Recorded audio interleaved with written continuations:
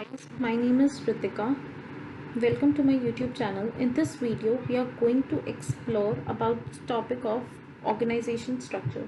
Please do watch the full video. Don't forget to like, share and subscribe.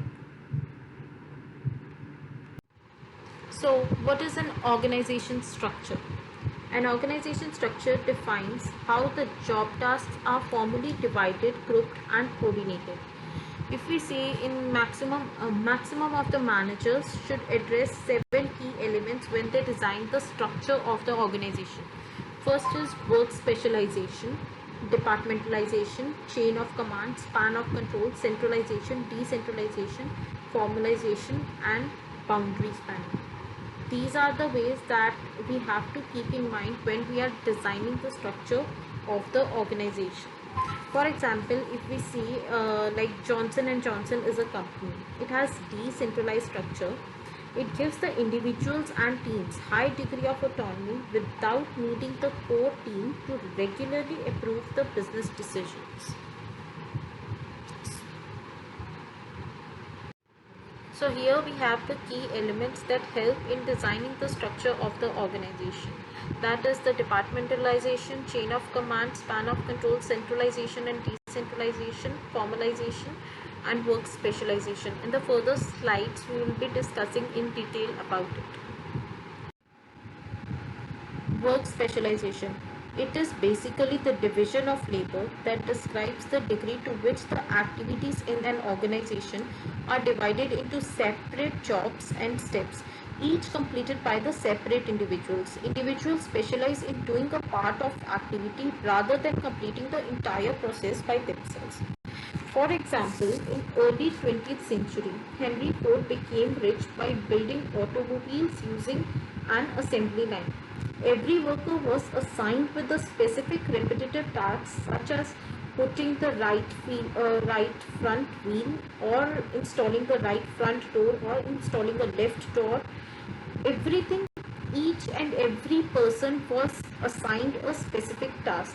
By dividing the jobs into small standardized tasks that could be performed over and over, Ford was able to produce a car in every 10 seconds using employees with relatively limited skills. Departmentalization.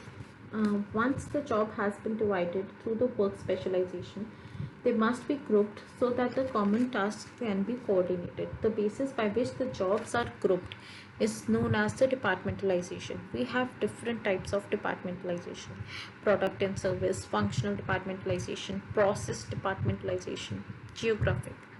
So here we are going to talk about the functional departmentalization. A, a hospital might have departments for surgery, research, intensive care, accounting, and so on. The major advantage of this type of departmentalization is efficiencies gained from putting specialists that focus on the similar areas together. That is called as the functional departmentalization. So, product and service. We can also departmentalize the jobs by the type of product or services the organization produces. For example, P&G, Procter and Gamble, places each major product such as Tide, Pampers, Pringles under an executive who has a complete global responsibility of it. Means each of the particular product like Tide is under one manager that is taking care of each and everything. The major advantage here is increased accountability for the performance because all the activities are related to a specific product or the service under the direction of a single manager. When a firm is departmentalized on the basis of geography or a territory, each function may have western, southern, midwestern and eastern region. This form is valuable when the organization customers are scattered over a large geographic area and have similar needs within the locations. That is called the geographic departmentalization. Now, in process departmentalization, it works for processing customers as well as the products.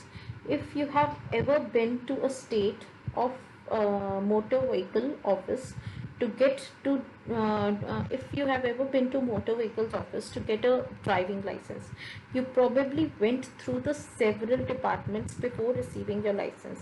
In one typical state, like, applicants go through three types, each handled by the separate department: validation by the motor vehicles decision, processing by the licensing department, payment collection by the treasury department. The final category of the departmentalization uses the particular type of customers the organization seeks to reach. So this is called as the process departmentalization. Chain of command. The chain of command is unbroken line of authority that extends from the top organization to the lowest. It clarifies that which employee should report to whom. We can't discuss the chain of command without discussing about the unity and the authority of the command. Authority refers to the rights inherent in a manager.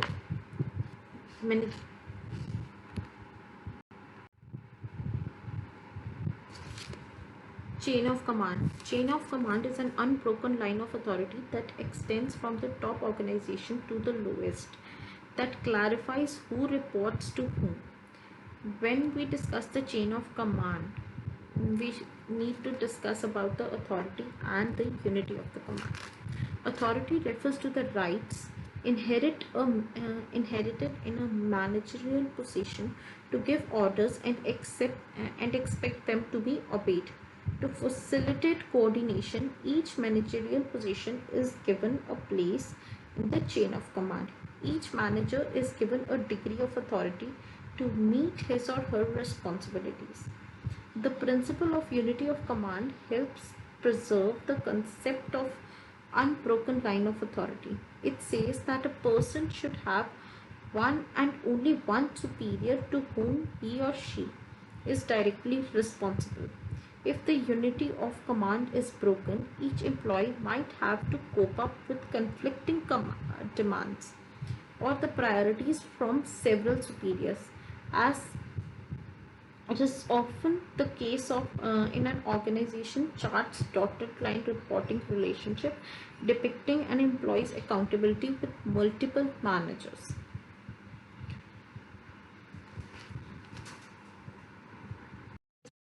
Centralization is a degree to which the decision making is concentrated at single point in organization. In centralized organization, the top managers will make decisions and the lower level managers will carry out the directives.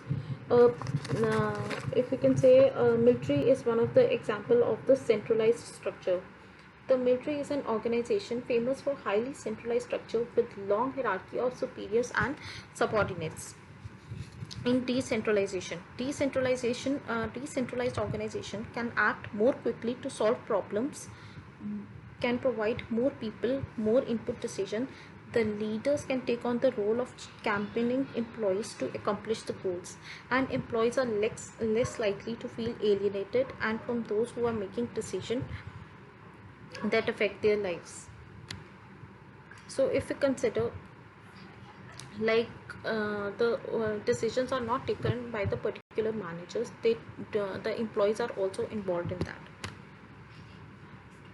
In decentralization, span of control describes the number of levels and managers in the organization. All things being equal, the wider the larger the span, the fewer levels and more employees at each level, more efficient is the organization.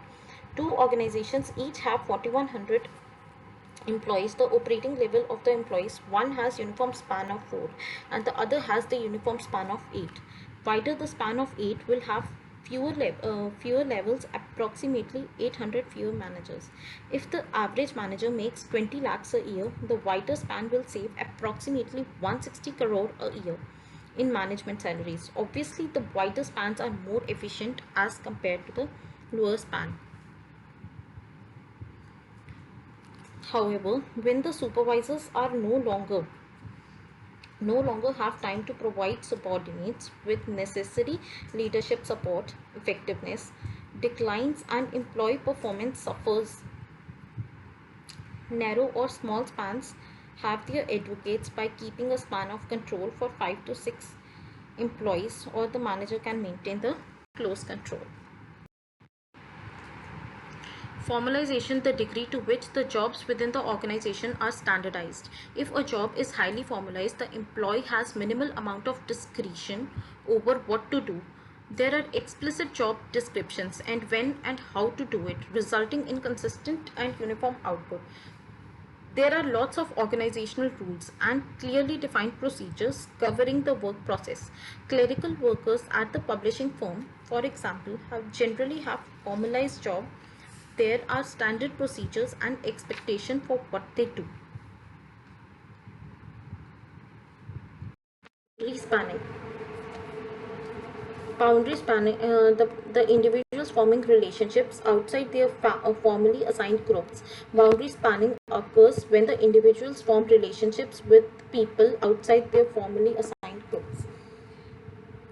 Within the single organization, boundary spanning occurs when the individuals form relationships with people outside their formally assigned groups.